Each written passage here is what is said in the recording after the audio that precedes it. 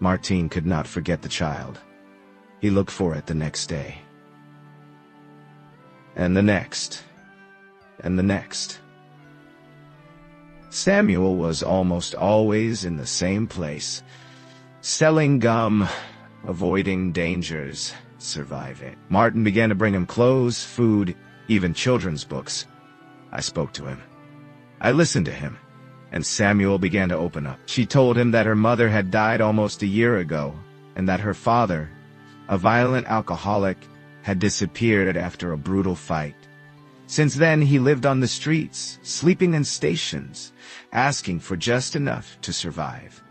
I was afraid, very afraid, but he also had a tiny hope, like a spark buried deep in his soul, that began to light up every time Martín appeared. It was that spark that changed everything. Martín made a radical decision to welcome Samuel. I didn't have a job, but he had conviction. He started looking for help.